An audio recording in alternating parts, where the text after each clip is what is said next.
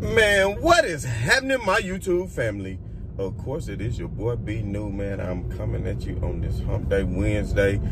First and foremost, as always, I hope everybody have a wonderful Wednesday, a great day. It's real nice out here today, so I just want to send positive blessings and vibrations to everybody. Now, with all that being said, man, I don't know if you guys noticed, this is what I want to talk about today, is Rasheed Wallace. Now, I don't know if y'all ever heard that old E40 diss track of Rasheed Wallace. If you never heard that, go back and listen to it because it's pretty hilarious. But I won't get into all of that. But it's just because Rasheed Wallace has once said he didn't like listening to the Goody Mo B, and he also did not like listening to E40. He said it was whack, so E40 came out and just pretty much roasted him up just about how I'm about to. You understand what I'm telling you? So Rasheed Wallace, if nobody heard, was quoted in a podcast, which I didn't hear the whole podcast, so I don't want to get into the ins and outs of everything that he said. And I know sometimes things are taken out of context, but it's pretty hard to take something out of context that's a direct quote, if you follow what I'm saying. So Rasheed Wallace, of course, said that LeBron James, you know, he could hold his own in the era that Rasheed Wallace was from, but even though he could hold his own, he wouldn't be the elite player that he is like he is now. But he could have held his own. So let's just put it like this. LeBron James played against you, Rasheed Wallace. Just in case you forgot, he did play against you, even though you were a little bit long in the tooth. By the time that you guys played, you weren't at your peak. And I'm gonna tell y'all what, I've always been a fan of Rasheed Wallace because he was a gritty player. He was a grinded out player, kind of like, you know, a Memphis Grizzly, so to speak. He is now the assistant coach down for the University of Memphis Tigers, which, you know, they're going to set it off this year anyway. But that's a whole nother topic for another day. So Rasheed Wallace, you know, he definitely contributed to the championship that he won in Detroit. He was a key factor playing with Ben Wallace, you know, down in the paint, and then of course playing with, you know, Rip Hamilton, Chauncey Billups, and winning the championship. And he came close to going to the finals when he was with Portland, back when it was, you know, Bonzi Wells, Rasheed Wallace, Scottie Pippen. They actually took the Kobe and Shaq Lakers, you know, to a 7-game series. You know what I mean? So, you know, and I actually made a video on that. If you guys get a chance, if you missed it, go back and check it out. It was maybe about a couple weeks ago, if I'm not mistaken, kind of taking you a trip down memory lane and how that series unfolded, and, you know, how that definitely could have been the Portland Trail Blazers' chance at a championship, but it was just not meant to be. And we all know the iconic alley-oop from Kobe to Shaq that kind of sealed that Game 7. But nonetheless, you know, Rasheed Wallace, you know, I consider him one of the great players of all time. I mean, he's definitely not historically up there as far as one of the greatest power forwards of all time, but he definitely know how to get down and dirty. Even, you know, when he returned back for that return year, when he came out of retirement after he thought he retired and played for the Celtics, and played in the championship against Pau Gasol. I mean, please go back and watch that series, because that was something a lot of people weren't taking note of, because, you know, KG was giving Pau that work. You understand what I'm saying? In that first one. But in that second one, I'm telling you, Rasheed Wallace was definitely coming in giving Pau a good piece of work. And you talking about a physical game. They were letting them boys play. They was definitely letting them boys play. So with all that being said, you know, Rasheed Wallace, he was gritty. I'm not taking anything from him, but saying that LeBron James couldn't have been gritty too. So for all the naysayers, first of all, who say that LeBron James couldn't have handled it in an era back then, you know, first and foremost, yes, he could, because we all know LeBron James is 250, 6'10".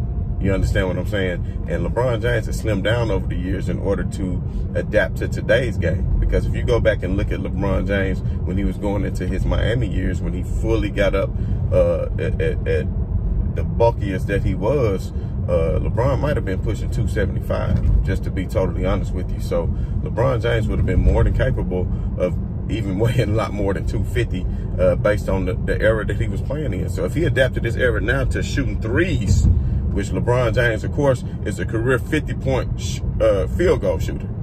And he shot a lot more threes, but he's still over 50%. So if he's still over 50% and he's not even considered a shooter, You understand? He only shoot threes at 35% clip, even though he takes quite a bit of them and he takes jumpers. Then he's more than capable of scoring in the paint.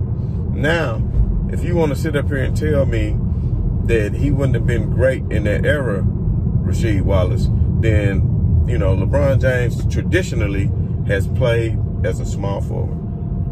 Although we know he can play power forward, and although we know he even started for the Lakers as a point guard just 2 years ago. And we know how that worked out. It was called a championship and leading the league in assists.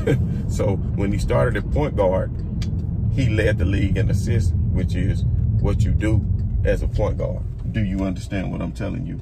So if that's what he does as a point guard, then please understand that whatever positions he put in, that he's going to do what he's supposed to do in that position.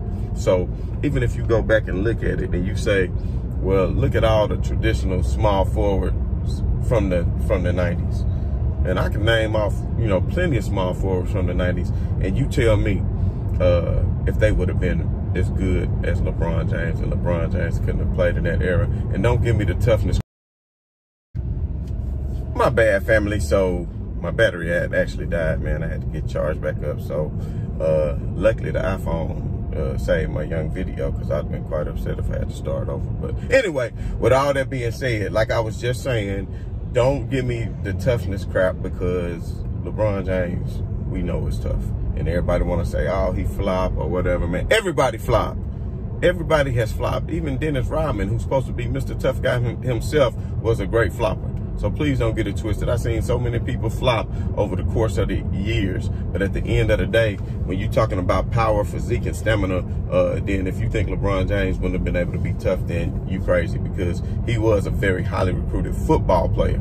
And we all know as a receiver or a tight end, one who receives the ball and goes across the middle, and the one who's getting popped a lot of times, not even knowing, because you're going up for the ball, you might not know what receiver or linebacker is waiting, licking his chops, ready to just blast you. But LeBron James is the type, if you go back and look at some of his highlight film on the football field, who gave punishment. Like AI. AI had heart. A lot of y'all don't even know AI played football. And small as he was, he had heart. So don't sit up here and say that LeBron James wouldn't have been able to have the physical attributes that it takes to be a great elite small forward or power forward in the 80s or in the 90s. And I'm about to get into that in just a second, as far as some of those, who those great players was and how they even compared to LeBron James. But why are you saying LeBron couldn't have played back then? Can you play here now? Because all you did, everybody hand check. Do you know how hard it is to defend, moving your feet laterally, keeping players in front of you and being able to defend without hand checking somebody? You know, Oakley would be useless. Charles Oakley would be useless in today's game. So, well, he big and strong. Well, you think LeBron couldn't have been big and strong and blasted and pounded people? You talking about Jordan rules and getting knocked down to the floor? Look at Jordan physique. Man, LeBron, man, would have slapped the hell out of Jordan and had him laying on the ground. Let's be serious. I said that to make the Jordan haters mad. I mean, the LeBron haters mad, but I'm just having fun. So anyway, if we focus, let's just focus. And I talk about the power forwards too. You know, if we do want to go there. But you know, I'm gonna focus on his natural position that he's always played. And who knows, with his physique and his size, for back then maybe he would have played power forward, but that's something that I get into as well. So like, if you think about just small forwards, some of the great ones that come to my mind in the 90s, let's say a Dennis Scott, for example. They call him what, 3D? He played on that Magic team that put Jordan them out, right? Well, as a small forward, how physical was 3D? Not very physical. He shot a lot of threes. That's why they called him 3D. He was one of the first ones that really was just a three-point specialist, and that's it. You think LeBron couldn't have did that as much as he does that now? And his percentage, you know, is 35% career three-point shooter, but he has more athletic ability than 3D. So think about that. Then who else? Let's say a Monster Mashburn, Jamal Mashburn. He was great. And you look at his physical attributes and compare that to LeBron James. Who you gonna go with? Jamal Mashburn or LeBron James? Larry Johnson, one of my favorites, who played for Charlotte. If y'all don't know who Larry Johnson is, man, you better go check him out, because Larry Johnson, man, even when I used to play, what's that little game at the little arcade, the 2-on-2 game with Larry Johnson, they say he's on fire. And you get the 2-on-2, man. I used to run with Larry Johnson and Alonzo Mourning. I'm telling y'all what, that was a good game. I think it was called NBA Jams, if I'm not mistaken. You jump way up in the air and just slam dunk it. But anyway, Larry Johnson, he was great. But do I honestly think that Larry Johnson's skill set and physical assets were better than LeBron James? Hell no. Then let's look at one of the greatest. I think he was just inducted into the Hall of Fame. He was one of Michael Jordan's teammates, one of the great foreign players, and a Tony Kukoc. Now, do you honestly think Tony Kukoc is better than LeBron James? He could shoot threes. He had mid-range. He can take you down inside somewhat. He was a pretty good defender. You know, Tony Kukoc. Is he better than LeBron James? No. And you got who? Cedric Ceballos. Cedric Ceballos, he was pretty damn good. Cedric Ceballos is nowhere near as good as LeBron James. But he was a good player. And what about Glenn the Big Dog? No, I'm thinking Clifford. Clifford, the Big Dog. Or was Glenn the Big Dog? One of them was the Big Dog, but they both was pretty damn good. But neither one of them could compare to LeBron James. Glenn Robinson nor Cliff Robinson could compare to a LeBron James. And all these players I'm mentioning, they were the elite at their position at that time. Another one played for Vancouver. A lot of people might not know, you know, just honestly how good he was. Sharif Abdul-Ibrahim. Sharif Abdul-Ibrahim, he'll light your ass up. But guess what? He's not a LeBron James. He's not a LeBron James. Are you kidding me? Who you got? Cedric Ceballos, Jamal Mashburn. I'm trying to think who else was really just cold. You had Sean Elliott. Sean Elliott was great with the Spurs. He was excellent. I remember he did go through that kidney situation. He came back strong and was still able to help secure one of the first rings with David Robinson, if I'm not mistaken. And I think he played for Houston too for a minute. Sean Elliott was pretty good. And then who else we talking small forward? We can even go 80s. You know, we can go 80s. James Worthy. James Worthy. Even into the 90s, James Worthy was an excellent small forward. Man, you talking about off the dribble. You talking about somebody who could beat you off the dribble, who doesn't get enough credit. Hey, they didn't call him Big Game James for nothing. You understand what I'm saying? Because James Worthy was always capable of giving you a big game. And if you ask James Worthy, who admires the hell out of a LeBron James, does he think he's near the level of a player of a LeBron James? You know he's gonna tell you, hell no, to the no, no, no, hell to the no. James Worthy is not a LeBron James, family. He nowhere near him. Who else? The small forwards that was great. Oh, Dan Marley. Everybody want to say, oh, Dan Marley, what a great defensive specialist Dan Marley was. Which, you know, Dan Marley played great defense, and Dan Marley was tenacious. Man, if you get a chance, go YouTube Dan Marley when he bust somebody across their head with that ball. Can't remember who it was. I mean, Dan Marley was hot. You know what? That might have been Danny Ainge. Sorry, forgive me, but I be confusing them because I want to say, you know, that Danny Ainge went and played a stint with Phoenix for a little minute too, if I'm not mistaken. So that might have been Ainge. Because Ainge was crazy. See, as a matter of fact, I think it was Ainge who busted him across his head with that ball. But anyway, yeah, he was pretty good defensively. He could shoot threes. Dan Marley was a great spot-up three-point shooter. That's why Phoenix was so good with Barkley and Marley and KJ. And I mean, KJ as a point guard was getting to the rim and dunking on fools. So you mean to tell me a 6'3", 6'4" Kevin Johnson, he could get to the rim and get physical in the 90s, but you trying to tell me LeBron James couldn't? Man, y'all need to stop it. Y'all gonna say Dan Marley was better? Glenn Rice? Now, we'll tell you this now. Somebody who could get down and could definitely hold his own and could have been up there with some of the coaches who don't get a lot of props, but it was due to injury. One of the greatest small forward of the 90s was Grant Hill. You understand what I'm telling you? Grant Hill was great. And then let's see, Dominique Wilkins. Dominique Wilkins, I'm telling you what, a lot of people think he played that 2 guard, but Dominique spent a lot of time in that 3 spot. You understand what I'm saying? And he was athletic like LeBron, but he didn't have nearly the moves of what LeBron James has. And people want to say LeBron don't got moves, but LeBron got a nice fadeaway. LeBron got a nice inside presence. LeBron can get to the hole and finish. LeBron can shoot the perimeter shot. So what are you saying, fam? So please, somebody tell me, what are you saying, fam? You know, and then not to mention, to me, probably the best small forward out of all of them during that time, Scottie Pippen. Scottie Pippen was a great 2-way player. He don't get the props because he played with Jordan. You know, he considered Robin. I'm not one of those people who say, oh, Jordan couldn't do this without Pippen, you know, blah, blah, blah, because Jordan did elevate Pippen's game and made him a better player, I think, because they trained each other in practice all the time, making each other better. If Scottie Pippen would have got as many shots as Jordan, then he probably would have averaged a lot more than what he did, because Scottie Pippen was more than capable of hitting his shot, getting to his sweet spot on the floor, but he was always willing to go out and do the dirty work and guard the other team's best defender. And that's what made Scottie Pippen great. And Scottie Pippen does remind me a lot of a LeBron James.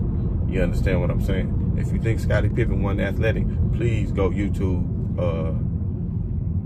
go look it up, Scottie Pippen when he yoked on Ewing. Then just stood over him, and that playoff series came down, wham! Laid the hammer down on Ewing. Everybody want to talk about Jordan dunk on Ewing, which it was nice. Don't get it twisted. That Jordan dunk on Ewing was pretty. That Scottie Pippen dunk on Ewing was vicious. I'm telling you what, that joint was vicious. You understand what I'm saying? So, out of all the small forwards I just named through the 80s and 90s, you talking about a Dennis Scott, a Jamal Mashburn, a Larry Johnson, a Sean Elliott, Sharif Abdul Rahim, Glenn Robinson, Glenn Davis, Dan Marley, Dominique, Scottie Pippen. You understand what I'm saying? If all those players, Cedric Sabalas, you understand what I'm saying? The Monster Mashburn out of Kentucky. None of those players can compete with the LeBron James. Man, get the dope out your brain, out your veins, and put the hope into your brains if you think that any one of them is better than LeBron James. Do you understand what I'm saying? Let me say it again. Get the dope out your veins and put the hope in your brains if you think that any one of them can compare to LeBron James. So now, let's just think about the power forwards of yesteryear. The great power forwards that come to mind. You're talking about a Dennis Rodman who flourished just because of his defensive tenacity and ability to go out and get rebounds. That's all he had to do. It was stretches where Dennis Rodman was getting 20 rebounds a game. He knew his role and he played it well, and that's why he's in the Hall of Fame. Is he nearly on the level of a LeBron James? Hell no.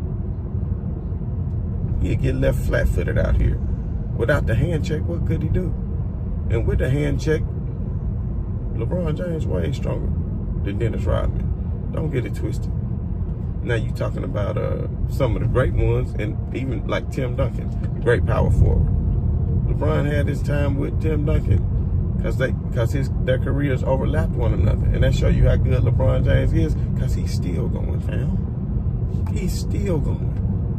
Then you talk about Kevin Garnett, the same thing. He kind of played in both of those eras from the 90s into the 2000s, but was still playing when LeBron James smacked him and the Celtics around. So, LeBron, you tell me you want LeBron James or Kevin Garnett? Now, let's be serious. Now, Tim Duncan, he's the true definition of a power forward, and he's Mr. Fundamental. We all know how easy it was for him to get buckets, but let's not act like Timmy D didn't benefit from being in a great system and having great teammates around him. Let's not act like that. From David Robinson to Manu Ginobili to Tony Parker, you understand? But Tim Duncan, yes, great. And you talking about, let's say, Antoine Walker. Is he nearly the level of a LeBron James? He was a dominant power forward back then. Derek Coleman, mad respect to him. Great defensive player. Could put the ball in the bucket whenever he needed to. Is Derek Coleman even compared to LeBron James? Who we talking about? What? That's Larry Nance. Do y'all think that Larry Nance, and I ain't talking about the one now, I'm talking about his pops. For all the youngsters who don't know, Larry Nance's daddy. He was great. Could crash the hell out of the boards. But was he a LeBron James? But he was considered one of the best power forwards of the era. Chris Webber. Dominant power forward back then. Can he do anything that LeBron James could do? LeBron James could do whatever Chris Webber could do and do it better. You understand what I'm telling you? Sean Kemp, before he hit that buffet line and just got out of shape and stopped caring. Sean Kemp, go watch his highlight reel. Very athletic power forward, can get up and down the court, could run, catching hella alley-oops. Could get to the hole, but guess what? Even Queen Latifah picked his pocket, even though people say it's set up, but y'all go back and look at that, YouTube that one. When Queen Latifah picked that young pocket in the little celebrity all-star games they used to have for fun back on MTV back in the day. I wish they still did that, man. That was some good stuff. Sean Kemp, but could he shoot it like LeBron? Did he have the moves of a LeBron, or was he just very athletic? That's it. So if Sean Kemp could flourish, who was only athletic, then what the hell you think LeBron James was going to do? Charles Barkley, to me, one of the greatest power forwards of all time. Go back and watch some film of Charles Barkley, how he can get it up and down the court, how he could score the ball at will, and how he definitely had some post moves as well. It was able to shoot from the perimeter, Charles Barkley. And let's not to mention Karl Malone. LeBron James about to pass him in points and can do way more than what Karl Malone could do. And Karl Malone had an excellent point guard his entire career, probably damn near the best point guard of all time, in my humble opinion, in John Stockton. And don't start knocking John Stockton, because John Stockton was a two-way player. John Stockton was a two-way player. When you look at the system, you look at steals, that's everything you want out of a point guard. You understand what I'm saying? But I have that discussion on another day, because, you know, I feel like Isaiah Thomas was probably the better of the two, but he doesn't have the numbers that John Stockton has, and everything isn't always only about the numbers. But anyway, other great power forwards. Let's just even ones who, like all the ones I just named, was all-time greats. When you talking about a Rodman, you talking about a Barkley, but you know, other ones like Antoine Walker, Juwan Howard, Rasheed Wallace, who, you know, who even made this comment, Rasheed Wallace. Let's see, Vin Baker, Danny Manning. For y'all youngsters who don't know about the ones I'm naming right now, go check them out. Derek Coleman, Danny Manning, man, Vin Baker, Juwan Howard, and let's not forget Horace Grant. Horace Grant, he was a great defensive player, but when it comes to scoring and the prowess of a LeBron James, that he could never be. Dale Davis for the Pacers. He used to do all the dirty work. If y'all go back and watch the documentary and see how upset the Indiana Pacers fans were when they got rid of Dale Davis and brought in Jermaine O'Neal. You understand what I'm saying? People love Dale Davis, you know. But when you're talking about Juwan Howard and Antoine Walker and Derek Coleman, and no, they not LeBron James, fam. So the ones who flourished, the greatest power forwards, most people list, if you talk about a Karl Malone, a Tim Duncan, a Charles Barkley, them three are the best right there. And LeBron put on the same amount of weight. Just be honest. You know what he's capable of doing, and he's way more athletic. And he adjusts, that's the thing. Look at he came in that era with people bang. But then they switched up the defense and allowed the zone, which actually made it more difficult to score. Believe it or not, then people think, oh, I hand checked, oh, we was physical, like Shaq. Oh, did you play in the big boy league or this? Or, man, come on, man. That's BS, bro. I'm telling y'all, because I've seen it all, y'all. I've seen it all.